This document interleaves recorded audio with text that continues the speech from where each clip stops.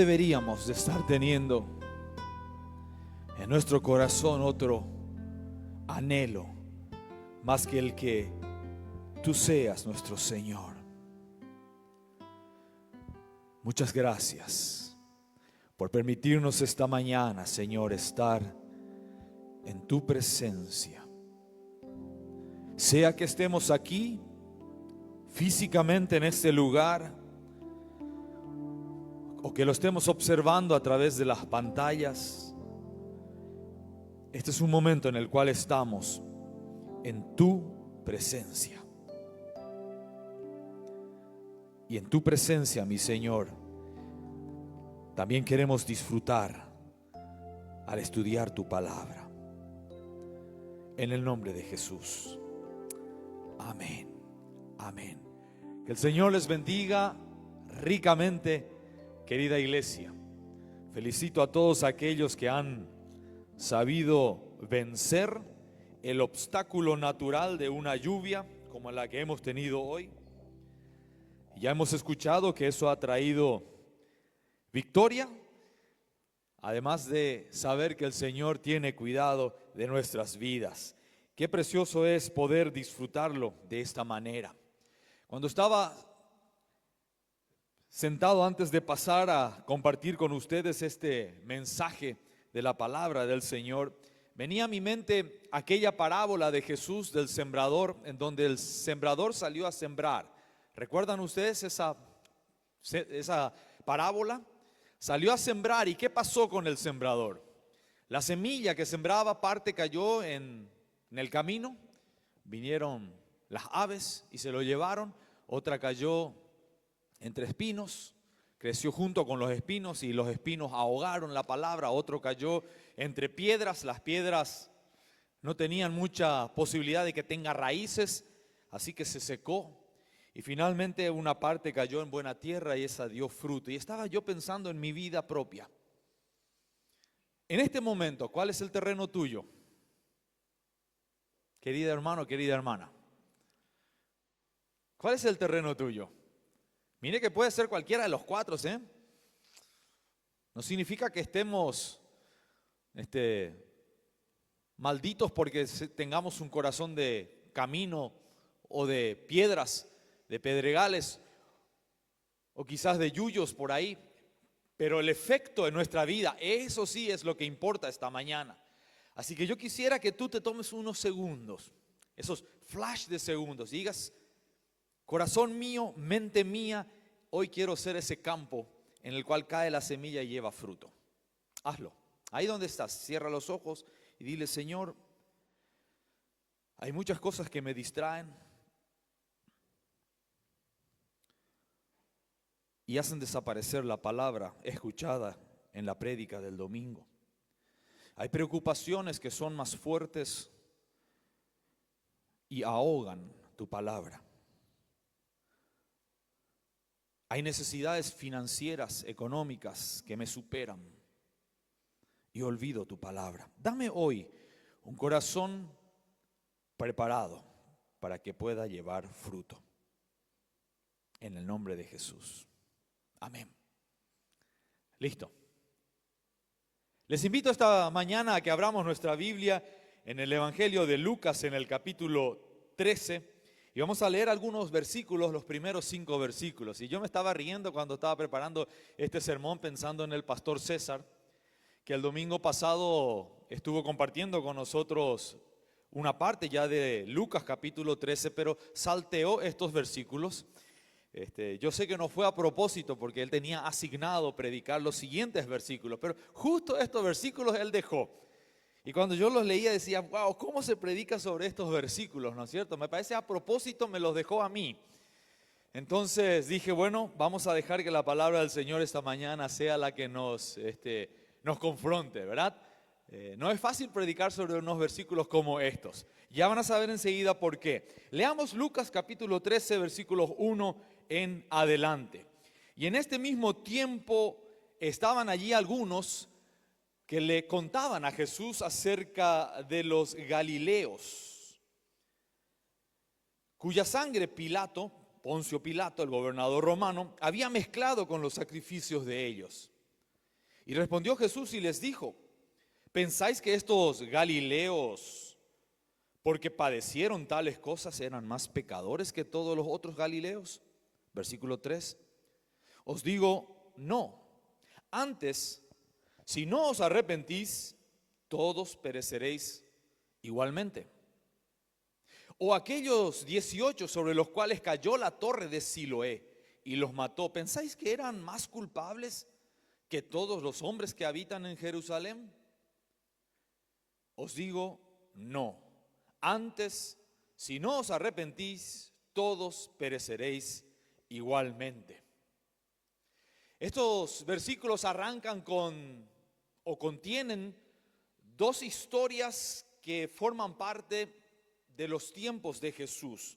Los investigadores no tienen todos los datos disponibles como para aseverar en qué momento ocurrió, pero el hecho de que Poncio Pilato es mencionado en este relato quiere decir que fue en ese tiempo de los primeros años de la vida de Jesús donde ocurrió este suceso. El primero de ellos tiene que ver con el interés o la intención que tenía Pilato de construir un acueducto, y esto es para que nos ubiquemos un poco nomás en la historia, un acueducto desde las piscinas de Salomón hasta la ciudad de Jerusalén. Lo interesante en esto fue que él decidió usar la plata o el dinero, los bienes del templo para la construcción de este acueducto. Así que él prácticamente obligó que se use lo consagrado a Dios, y esto obviamente indignó a sacerdotes, indignó a los del pueblo, se molestaron, así que comenzó una mini revuelta interna allí. Fueron hasta el lugar donde estaba Pilato y comenzaron a manifestarse solicitando de que se les devuelva al templo la plata utilizada para la construcción de ese acueducto. Entonces Pilato no tuvo mejor idea que enviar a algunos de sus soldados mezclados entre la multitud, camuflados entre ellos como civiles, y a la orden dada por Pilato en un momento extrajeron sus dagas y mataron a unos cuantos de los que estaban manifestándose frente a Poncio Pilato, haciendo de esa manera un sacrilegio para la religión de los israelitas en ese tiempo, derramar sangre en medio o en la zona del templo, algo sagrado como eso, y eso era visto como algo feo, algo malo. El otro episodio que relata estos versículos habla de una torre que cayó sobre 18 personas, aparentemente un desastre natural, pero otra vez los investigadores por alguna forma entendieron que parte de esos 18 fueron gente que habían recibido paga por la construcción de aquel acueducto. Así que se les cayó por algún desastre natural. Quizás las mediciones de esa torre estructuralmente no estaban muy buenas, pero bueno, en fin, cayó y mató a 18. Se desmoronó la torre sobre ellos. Así que frente a este suceso, la pregunta de todos los curiosos, la pregunta de todo ser humano es: ¿por qué será que le habrá pasado esto? Recibieron el pago real por lo malo que habían hecho. Y aquí es donde yo hago un alto y me miro a mí mismo y me pregunto, ¿no nos pasa eso a nosotros también en el andar cotidiano de nuestras vidas? Nosotros conocemos personas a las cuales catalogamos de: este es bueno y este es malo, ¿no es cierto? Y nos resulta fácil creer que Dios vaya a castigar a los malos. Tomamos algunos pasajes de las Escrituras en donde vemos el actuar de Dios para con aquellos que desobedecían su palabra. Miramos la historia del pueblo de Israel. Estaban aquellos que habían murmurado contra Moisés, contra Aarón, contra el Dios que les había sacado de Egipto, y bueno, una plaga cayó en medio de aquel campamento de los israelitas. ¿Recuerdan? Víboras, serpientes venenosas que les picaron. Entonces tomamos esa clase de historias y las relacionamos con el día a día. Y cuando el malo sufre un mal, nosotros nos alegramos internamente porque se lo merecía, porque era malo. A los malos les tienen que pasar cosas malas, a los buenos les tienen que pasar cosas buenas. Pero cuando volvemos a leer este relato, encontramos que Jesús corrigió un poco esa forma de pensar. Que una persona muera trágicamente en un accidente y otra persona se salve milagrosamente, no significa que una era más buena que la otra o la otra era más mala que la otra. Recuerdo hace poco el accidente aéreo allá en la India, donde todo un avión se cae y uno solo sale caminando de entre los escombros de aquella aeronave. Uno tendría que sacar la conclusión, este hombre tiene un ángel aparte. Qué buena persona era esta, ¿no es cierto? Aquí le damos una oportunidad para descubrir, a ver qué es lo que él había hecho de bueno para que él salga salvo caminando de en medio de aquellos escombros del avión. Y ya comienzan las especulaciones. El número de asiento que le tocó, ese tiene que ver con todo. A partir de ahí todos jugamos al 11A, ¿cierto? Porque ese es el número que permitió que este hombre salga caminando. Especulaciones. El punto es que Jesús estaba diciéndole aquí a los que le estaban contando esta historia, no porque hayan sido más malos les ocurrió eso. Tampoco está diciendo estos eran más justos, no lo estaba defendiendo tampoco a los que habían padecido aquel desastre en sus vidas. El punto simplemente era que no eran más culpables que los demás. Dicho de otra forma, todos somos igual de culpables. Si nos pondrían en una balanza a ti, hermano, hermana, buena que eres, y yo, hermanos, malo que soy, la balanza daría el mismo peso. Charles Spurgeon había escrito sobre esto la siguiente reflexión. Es cierto que a veces el malvado cae muerto en la calle. ¿Cuántas noticias escuchamos, vemos? Que algún vendedor de estupefacientes es abatido por las balas de la policía. Y todos decimos, no por el buen trabajo que hizo la policía, sino se lo merecía, ¿cierto? Se lo merecía. ¿Así?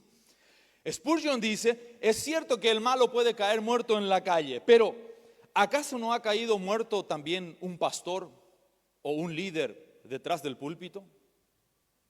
Es cierto que los hombres pueden subir a un barco de placeres, embarcarse para disfrutar de la vida y buscar su propia diversión hasta inclusive un día domingo sin ir a la iglesia, y repentinamente el barco se hunde y todos se ahogan.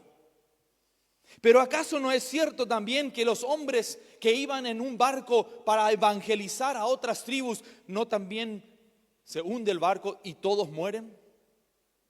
Y hoy le podríamos agregar nosotros, ¿no es cierto que el domingo sale a pasearse con algunos, con un poco de alcohol encima en la sangre y choca y muere? ¿No ocurre también con el cristiano que sale del culto después de una buena prédica, haber dicho amén a la palabra del Señor y también sufre un accidente y muere? En la balanza, todas estas personas terminan de la misma manera, sin que eso signifique que sean mejores que el otro. Esa era la pregunta con la cual estaban preocupados estos que le contaron a Jesús las cosas. Pero Jesús se toma el tiempo y lo analiza y les desvía su atención de estas circunstancias particulares y les lleva a la profundidad del punto central de su mensaje y del mensaje de esta mañana. No es la pregunta del por qué suceden estas cosas. No es la pregunta por qué le sucedió a él esa situación. La pregunta que nos tendríamos que hacer esta mañana es, ¿qué significa para mí lo que está ocurriendo, lo que le pasó a otro? Significa que todos podemos morir en cualquier momento.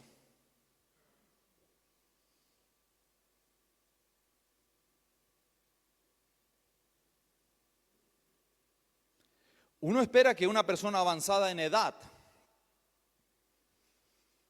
sea la próxima en morir. Vayamos a los cementerios.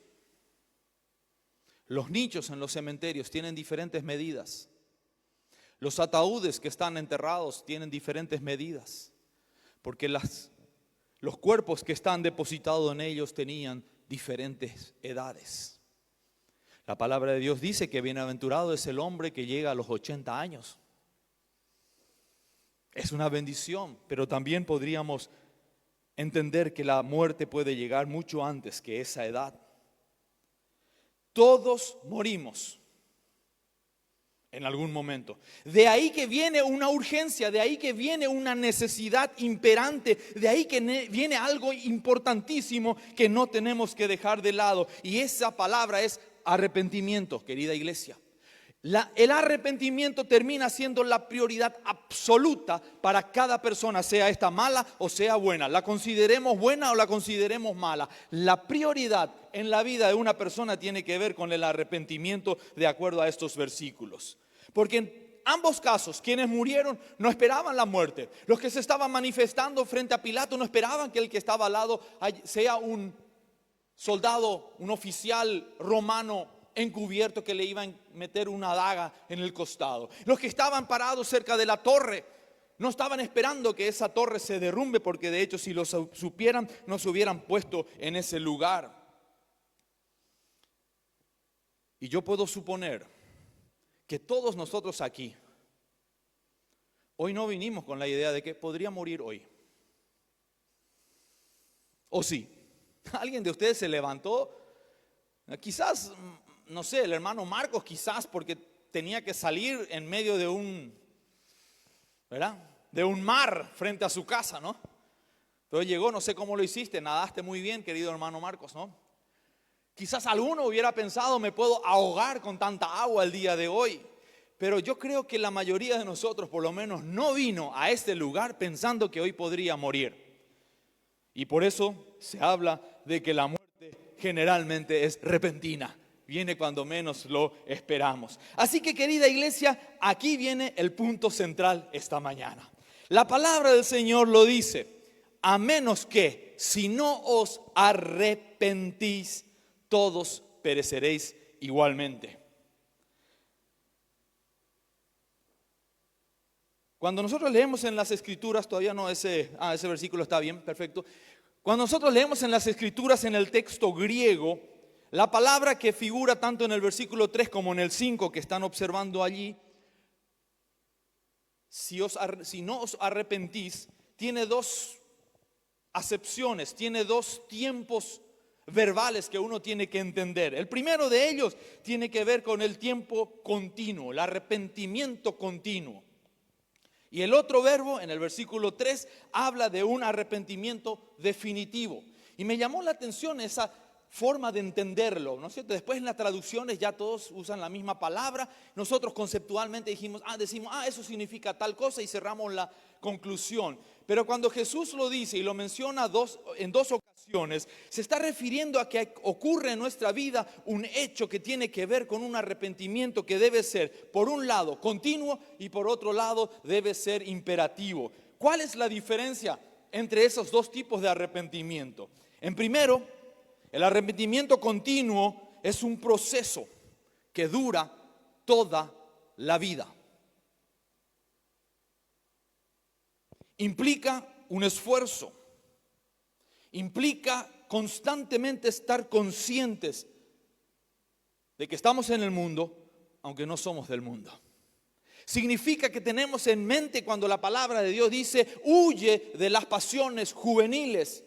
¿A quién se lo está diciendo? No se lo está diciendo a un inconverso, no se lo está diciendo solamente a un pecador, se lo está diciendo a la iglesia de Cristo. De hecho, le escribió Pablo a su discípulo Timoteo, le dice, Timoteo, vos sos medio pastor, ya vos sos mi imagen, vos sos imitador de mí, así que acá viene mi consejo, huye de las pasiones juveniles. ¿El joven cristiano tiene pasiones con las cuales batalla todos los días? Sí. El joven, el adulto, el cristiano puede tener tentaciones con las cuales batalla y en algunos casos cede ante la tentación. Sí. Arrepentimiento continuo, donde yo lo descubro, donde yo me doy cuenta, esto hice mal de vuelta, tiene que ver en mí una actitud de volver a pedir perdón, Señor, por esa acción o por la falta de la acción que tendría que haber puesto en marcha. Es un esfuerzo por apartarse del pecado y acercarse más a Dios. Mientras que el arrepentimiento definitivo, querida iglesia, tiene que ver con un momento específico en el cual tú y yo reconocimos que somos pecadores delante de Dios. ¿Y qué dice la palabra de Dios del pecador? Repitan conmigo. Por cuanto todos pecaron y están destituidos de la gloria de Dios. Todos, excepto Edgar, porque él es el bueno. Mal peso en la balanza.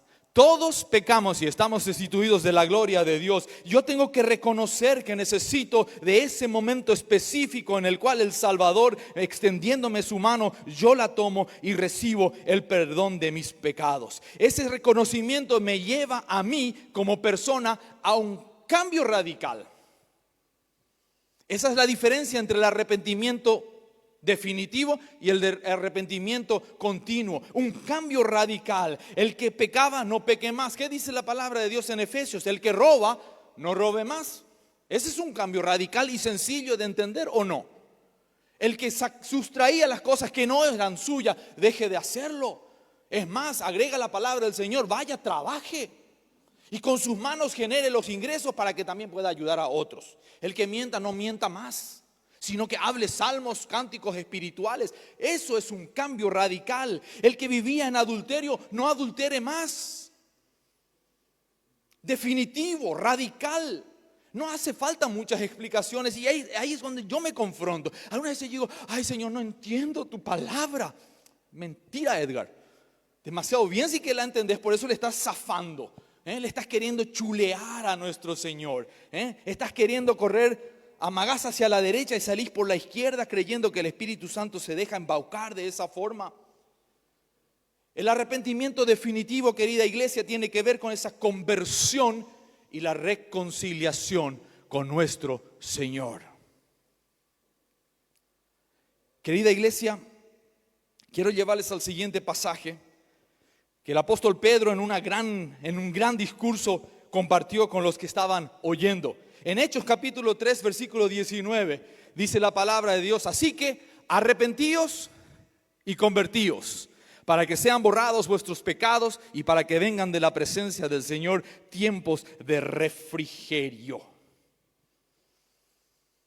Arrepentíos, convertíos.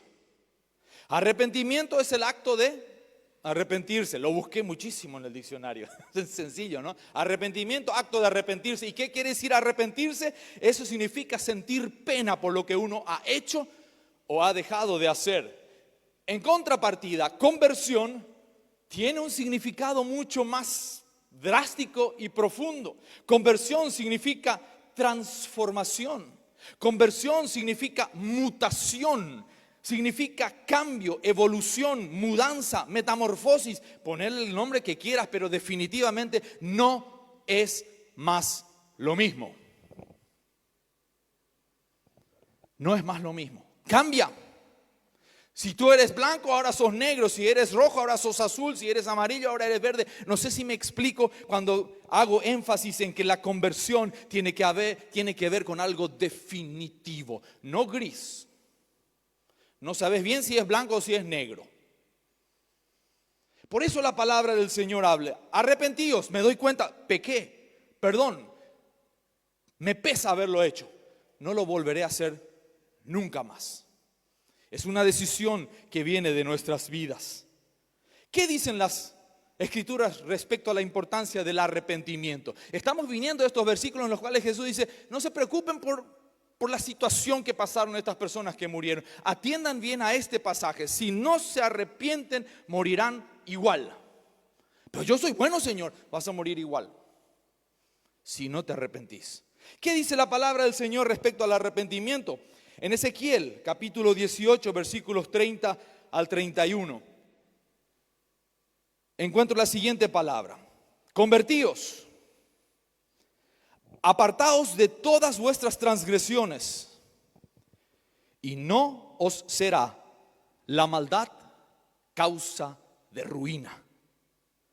Echad de vosotros todas vuestras transgresiones con que habéis pecado, Y aquí viene algo, querida iglesia. Haceos un corazón nuevo y un espíritu nuevo. ¿Por qué vamos a morir? ¿Quieren que lo parafrasee en otra forma? Si no se desarrolla en mi vida un corazón nuevo, un espíritu nuevo, remanota, vas a morir. Y no nos estamos refiriendo a la muerte que todo ser humano pasa. Nos estamos refiriendo a la muerte espiritual. A esa muerte eterna de la cual los que estamos siguiendo a Jesucristo hemos dicho: yo no quiero terminar en el infierno, yo quiero estar en la presencia de Dios el día que yo me muera. Pues aquí está la urgencia. Si no sabemos cuándo vamos a morir, yo no puedo esperar a ver qué es lo que pasa. ¿Cuántas religiones tratan de darnos tranquilidad al respecto de esto? No, tranquilo. El día que te mueras vas a ir a un lugar neutral y ahí vas a estar a la espera de salir. ¿Y de qué depende que salga? Y de tu gente que todavía está viva. ¿Cómo? ¿Y qué tiene que hacer mi gente que todavía está viva? Y bueno, van a tener que orar mucho por vos, dependiendo de qué tan malo fuiste.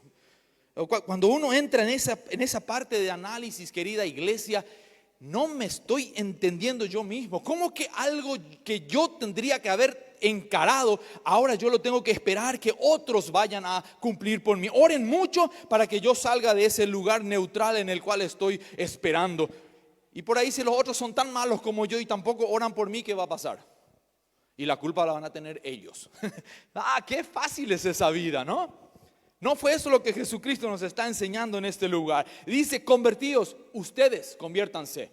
No se convierta tu familia para que tú te salves. No se convierta tu padre, tu madre para que tú dejes de morir espiritualmente. Te dice a ti y a mí: convertite. ¿Qué es conversión? ¿Cuál de todas las 6 palabras que les cité les quedó en la mente? ¿Qué es conversión, hermanos? Cambio, transformación, mutación, mudanza, metamorfosis. Convertite. No hay de otra. Y esa es una urgencia. Acabamos de leer Hechos 3, versículo 19, que decía: arrepentíos y convertíos para que sean borrados vuestros pecados, para que vengan de la presencia del Señor tiempos de refrigerio. Para que sean borrados los pecados. Si no hay arrepentimiento y no hay conversión, los pecados pues van a seguir estando allí. Eso es lo que me dice la palabra del Señor. Así que yo, como persona, como ser humano, entendiendo la claridad de esta expresión, digo: estoy perdiendo el tiempo si estoy tratando de justificar lo que estoy haciendo. Hay una orden imperativa en todos estos versículos. Solamente fíjense, Hechos capítulo 17, versículo 30. ¿Qué dice la palabra de Dios? Es una palabra de promesa y de bendición. Y dice: pero Dios, habiendo pasado por alto los tiempos de esta ignorancia, porque el que está en pecado está en ignorancia, ¿de acuerdo? Todavía alguien puede decir: yo no sabía, pastor. Bueno, acá hay unos 50, 60 que sí ahora lo saben. Ustedes no pueden más salir después decirle a Dios: yo no sabía. Te va a hacer recordar de la fecha de hoy y te va a decir: lo escuchaste en la prédica del pastor. Así que Él pasa por alto esa ignorancia en este tiempo. ¿Qué es lo que Él quiere? Él manda a todos los hombres. ¿Qué cosa Él manda? Que se arrepientan. Él manda. Él no te dice: por favor, no arrepentite. Vos que sos medio malo nomás, arrepentite. No, Él manda. Ahí debe haber un arrepentimiento, si no las cosas no funcionan. Por cuanto ha establecido un día en el cual juzgará al mundo con justicia. A ver, desarrolla un poco tu capacidad analítica. Ese día de juicio, ¿quién va a ser tu juez? Dios. ¿Quién va a ser tu defensor? Y tenés 2 opciones nomás: o Jesucristo o Satanás. Satanás se presentaba delante de Dios y acusaba a Job, ¿recuerdan? Aquí Jesucristo se podría presentar y defenderme, porque Él es el mediador entre yo y Dios. Y yo quisiera realmente que Jesucristo sea mi defensor, que Jesucristo diga, este hijo puede pasar a la eternidad, querido Padre, porque él ha creído en mí, hizo un cambio definitivo, se arrepintió, se convirtió, puede entrar al gozo de su Señor. Un día juzgará con justicia, ahí no va a aparecer ningún familiar mío, no va a aparecer ningún pastor más. El pastor no nos va a defender el día del juicio. Él no va a venir adelante de Dios y va a decir, a ver, si yo creo que Edgar varias veces asistió a la iglesia. Hermanos, esos argumentos no serán válidos en la presencia del Señor cuando nosotros nos presentemos delante de Él. Así que, ¿a qué esperamos? ¿A que alguien nos anuncie ya que la torre se va a caer? ¿A alguien que te diga, mira, cuidado afuera, está mojado? Al conducir, tené cuidado, podés chocar y morir. ¿A eso estamos esperando? ¿O vamos a mirar el día de hoy la palabra del Señor y vamos a decir, yo entiendo que tiene que ser ahora y espero que así sea? Porque hay promesas a favor de aquellos que toman en serio este llamado de urgencia. En 2 de Crónicas, capítulo 7, versículo 14, fíjense lo lindo que dice la palabra del Señor. Si se humillare mi pueblo, sobre el cual mi nombre es invocado, y oraren y buscaren mi rostro, y ¿cuál es la palabra clave? Convirtieren de sus malos caminos, entonces yo oiré desde los cielos y perdonaré sus pecados y sanaré sus tierras. Todos anhelamos esa bendición, ¿sí o no? Todos queremos vivir bajo esa sombra de protección de parte de nuestro Señor. Y aquí es muy sencillo el paso que tenemos que hacer. Humillarnos. ¿De qué nos vamos a humillar? Y de la arrogancia con la cual estamos sosteniendo el pecado en el que vivimos. Iglesia amada, cuando yo me quedo en un pecado, yo estoy aferrándome a ello y yo estoy diciendo, este pecado no es pecado. Es una excusa válida nomás para defenderme. Es una mentira blanca.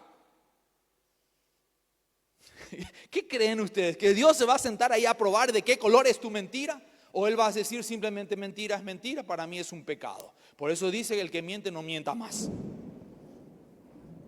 Acaba de afirmarlo el Señor.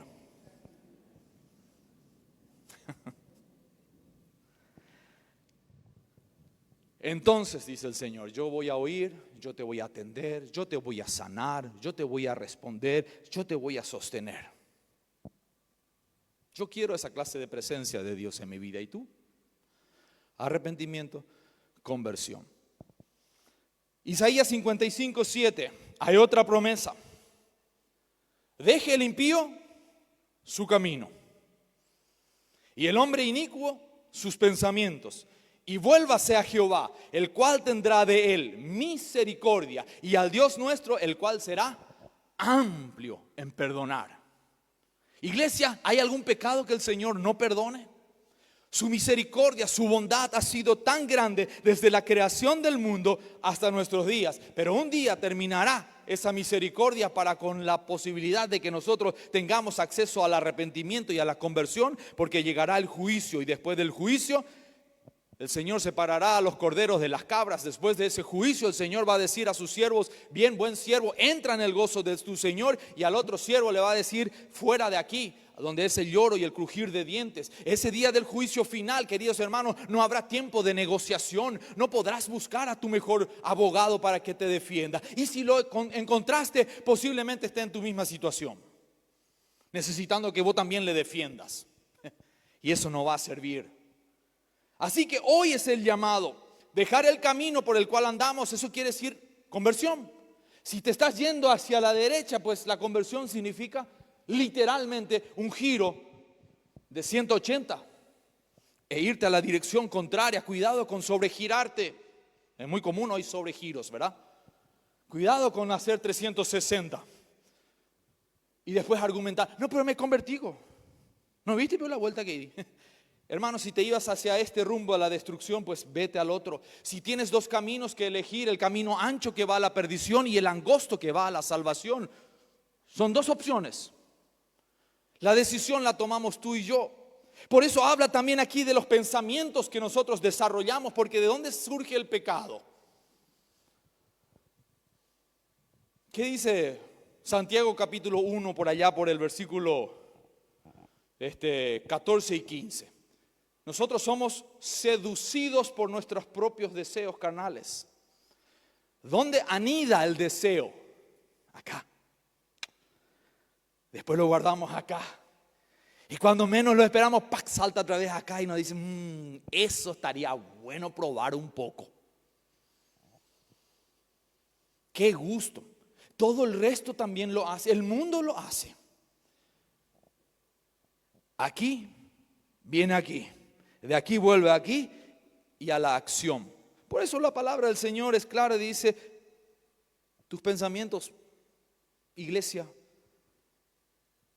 empecemos el arrepentimiento por ahí. Señor, estoy pensando demasiado en la mujer de mi prójimo. Señor, estoy pensando demasiado en esas imágenes tan atractivas que hay en las redes sociales. Mi pensamiento termina el culto, lo único que quiere es almorzar para poder, en la siesta, y más todavía con esta lluvia, ahí en la cama bajo la frazada. Hasta ahí nomás voy, porque no he venido aquí a alimentar sus pensamientos, sino a llevarlos a la sujeción de Jesucristo. Vuélvase a Jehová. Piense en Jehová, piense en Dios, tome las escrituras, léalo. Será tu mejor herramienta para poder combatir contra las pasiones que le atacan tanto al incrédulo como al creyente. Querida iglesia, cristianos que hoy me escuchan y me ven, los pensamientos también están a disposición tuya y de acuerdo a cómo los alimentamos, de acuerdo a eso vamos a ir desarrollándolos. Es la vía principal por la cual llega el pecado. Y dice que después cuando concibe, da a luz muerte. Da a luz una torre que se te cae encima. Así nomás.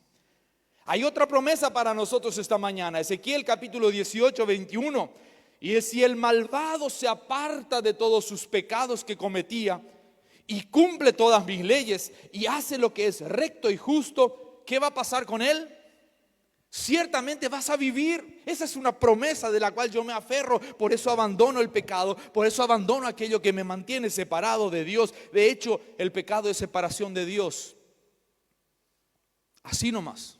Por eso dice la palabra de Dios que ningún pecador tendrá lugar en la presencia de Dios. O ningún pecado, mejor dicho, tendrá lugar en la presencia del Señor. Ningún pecado. Y si no sabes qué son pecados, pues lee la Biblia. Por favor, léala.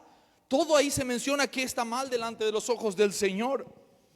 No es solamente el honrar el día de reposo, que si no lo hago ese es mi pecado. No, hay muchos otros pecados que están listados allí. Solamente hace falta leer 1 Corintios. Ahí por el capítulo 6 ya vas a encontrar una serie de pecados que la iglesia de Corintios estaba luchando contra ellos. Y puedes fijarte a ver si hay algo que yo estoy pensando en que podría ser interesante probar un poco. Con tal después voy a tener tiempo para arrepentirme. ¿Y si se te cae la torre encima?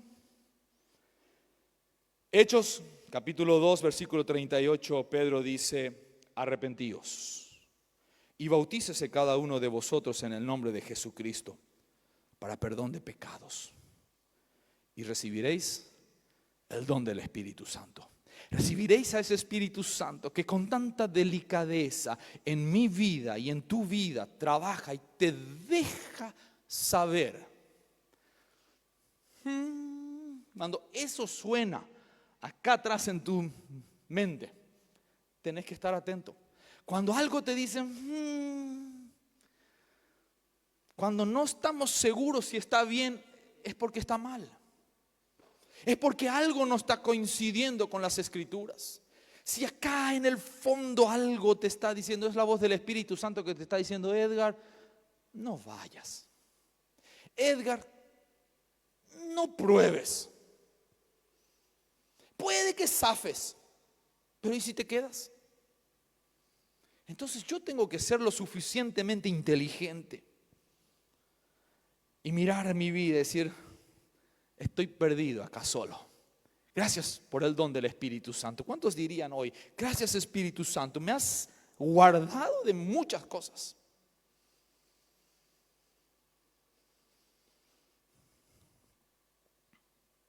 No, pero esto le pasa solamente a los que no son cristianos. ¿Así? ¿Y por qué le estoy predicando a ustedes? Este mensaje para los cristianos, ¿qué hacen ustedes aquí? Váyanse a su casa. Este mensaje es para todos. Pasamos las mismas luchas. Nos enfrentamos al mismo Satanás.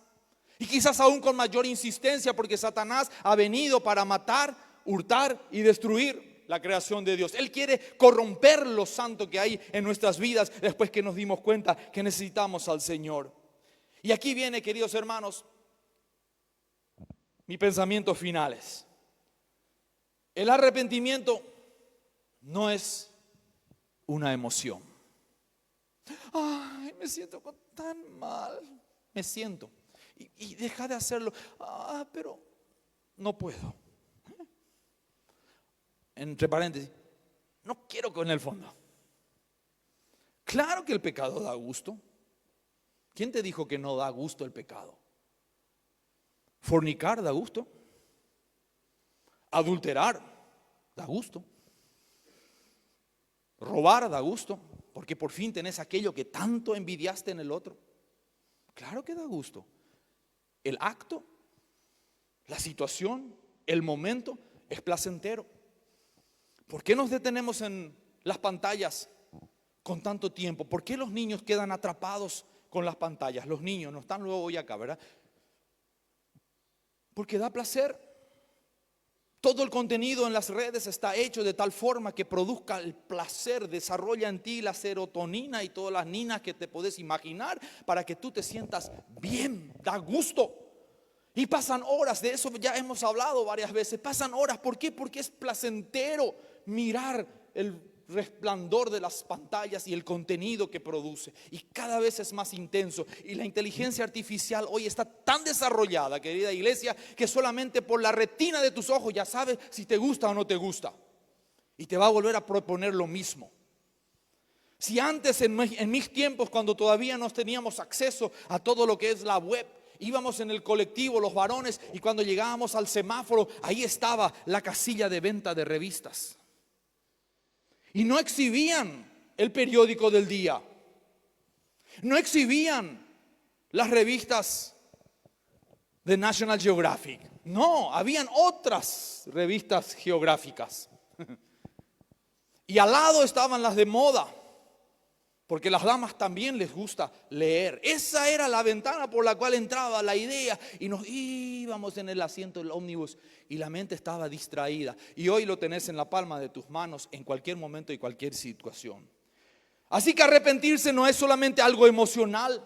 No es simplemente decir, sí, cierto. Ay, qué pena que me da. Ay, qué buena sugerencia, pastor. Lo voy a tener en cuenta. Arrepentimiento no es simplemente lamentar ciertas cosas. Ay, qué lástima que no me fui el domingo a la iglesia. Me dijeron que tu mensaje estaba muy bueno. Gracias a Dios, hoy quedan por algunos días disponibles. Podés volver a verlo. Después se borra. Después se fue el mensaje bueno. Si no lo leíste, no lo escuchaste, no lo miraste, también te lo habrás perdido. Si no lo anotaste, se te habrá olvidado. Lamentar ciertas cosas por las que hemos pasado y que no estaban tan bien. No es simplemente eso. Ay, lo siento, pastor. Arrepentimiento no es simplemente pedir disculpas. Ay, discúlpame, porque te fallé. Mañana, ay, discúlpame, hoy te fallé otra vez. Y el sábado ya te aviso, te voy a fallar, Gina. Qué calidad que es, hermano, ¿verdad? Me avisa que me va a fallar. Así decir, el lunes va a venir de vuelta a pedirme disculpas. No es eso arrepentimiento. O reconocer mentalmente, no estuvo tan bien lo que le dije, pero tiene que aprender a vivir con eso. Arrepentimiento, querida iglesia, es estar de acuerdo con Dios en lo que acabamos de leer. ¿Cuántos versículos son? Por lo menos 10. Está bien, les voy a compartir los versículos porque no he visto a nadie apuntarlos. Bueno, de acá no se ve luego, ¿verdad? Pero digo, es estar de acuerdo con Dios. Es tomar una acción concreta en un cambio de dirección. Es una decisión que tú tienes que tomar. Por eso Juan el Bautista, cuando predicaba en su corta vida, decía: hagan frutos dignos de arrepentimiento. Que se note que te arrepentiste. Que se note. Las palabras son suficientes. Hoy por hoy ya ni le creemos a la gente, ¿verdad? Índigo. Así estamos. Así es nuestra sociedad. No nos creen. ¿Por qué? Porque la evidencia tiene que ser visible. Por eso Pablo decía: el que roba, no robe más. El que hurte, deje de hacerlo. El que maldecía, comienza a decir palabras que sean de edificación para el cuerpo de Cristo. Esos son frutos dignos de arrepentimiento. Y si Jesús lo dijo una vez en el pasaje que leímos, quiere decir que es importante. Pero observen conmigo, lo dijo 2 veces. Así que podemos determinar que es recontra importante. Si Jesús lo dijo en 2 versículos, en menos de 100 palabras, 2 veces, quiere decir, querida iglesia, que eso es algo pertinente a ti y a mí en este momento. Y no he venido aquí a tocar tus emociones. No te estoy pidiendo que vengas corriendo, derramando lágrimas delante del Señor, tratando de que otros crean que, ay, mira, pues se arrepintió. Pero sí quiero dejarte bien en claro, querida iglesia, que no hay nada que discutir respecto al arrepentimiento y a la conversión.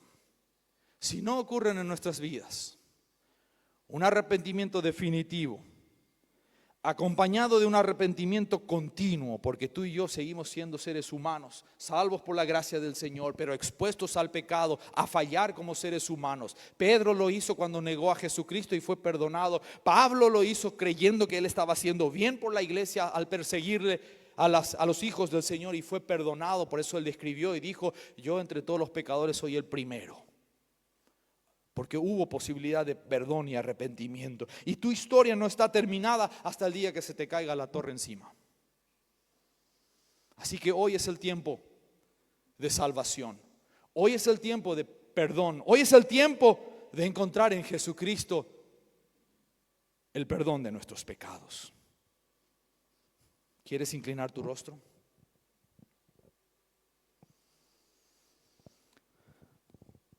Este mensaje es para cristianos y para no cristianos.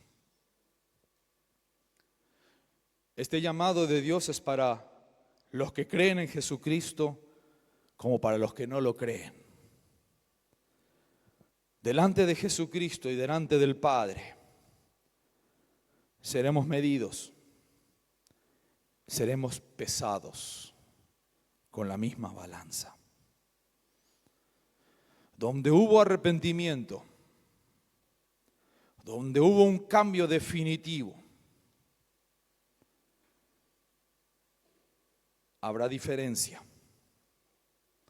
Pero si no, moriremos igual. Yo te invito esta mañana a que consideres tus pensamientos. Te invito esta mañana a que analices tu caminar y no desaproveches la salvación que Dios ha puesto a disposición tuya. Para que tus pecados, hermano, sí, hermana, también para ti. Si quieres que esos pecados sean borrados, sí, Jesucristo murió por esos pecados. Pero si yo no me arrepiento, si yo no le pido a Jesús que me perdone por esos pecados por los cuales Él murió, si yo no acepto ese perdón de los pecados, si yo no hago el paso de convertirme de mi caminar, entonces nada habrá cambiado con mi destino. Porque está determinado que el hombre muera una sola vez y después de eso el juicio. Por eso te invita la palabra de Dios. El mismo Señor esta mañana con su Espíritu te dice: conviértete, Apártate de tus transgresiones, echa fuera de ti tus pecados, hazte un corazón nuevo, permite que en ti crezca un espíritu nuevo, para que haya diferencia. Y allí podremos salir tranquilos a la calle. Que si morimos será una pena, será una pérdida importante, pero tu vida estará en la presencia del Señor. Hoy es el día de salvación. No esperes a mañana. Yo no sé si mañana habrá. No me preocupa mañana. Me preocupa el ahora. Por eso vengo delante del Señor. Y ven tú también si así lo quieres hacer. Querido amigo, querida amiga, que se note en tu andar, en tu acción, que hubo un arrepentimiento genuino. No solo una emoción circunstancial, motivado por la buena palabra del que habló, inspirada por la melodía que suena de fondo. No, eso no es suficiente. Suficiente es cuando me permito que en mi corazón haga una mutación, que mis pensamientos cambien, que mi forma de ver las cosas de este mundo no se ajusten al Dios de este siglo, sino que se renueve cada día en la presencia de Dios. Por eso empiezo con humildad delante de ti, Padre, pidiéndote perdón. Soy arrogante, creyendo que estoy en control de las cosas que hago y de las que dejo de hacer. Mentira, Señor. Admito que en muchas oportunidades las circunstancias tomaron control de mi vida. Por eso hoy vengo delante de ti como el hijo pródigo y digo: he pecado contra el cielo y contra ti. Te pido perdón.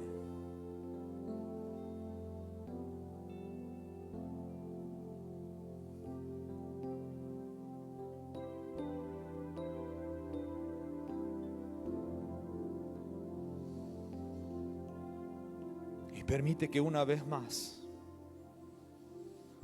tu incomparable gracia, tu inmutable amor, tu eterna misericordia sea sobre mí y me perdones. Quiero que en la balanza de tu justicia pese más Jesucristo que cualquier otra cosa que yo pueda desear. Y quizás este sea el momento en el cual tú tengas que decirle en palabras propias: ¿cuál es el pecado con el que estamos flirteando? Díselo al Señor. Reconócelo. Dile: Señor, este es mi pecado.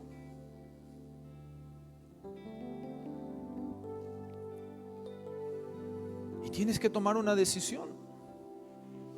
Dejar de hacerlo. El Señor te dará la fuerza, sí, pero el que lo tiene que hacer eres tú y soy yo.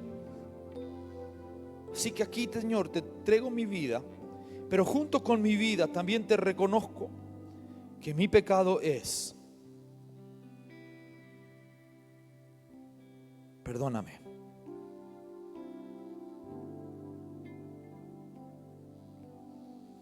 Perdóname.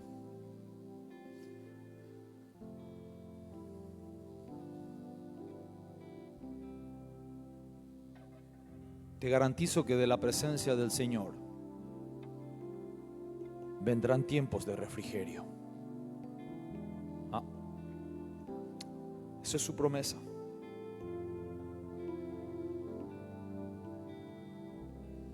El Señor sanará tu tierra. El Señor renovará tu espíritu. El Señor estará haciendo el cambio en ti, en el nombre poderoso de Cristo Jesús. Amén. Amén. Y como Jesús le dijo a aquella mujer adúltera, descubierta en adulterio, vete. Y el cambio que era, no peques más. No te voy a dar hoy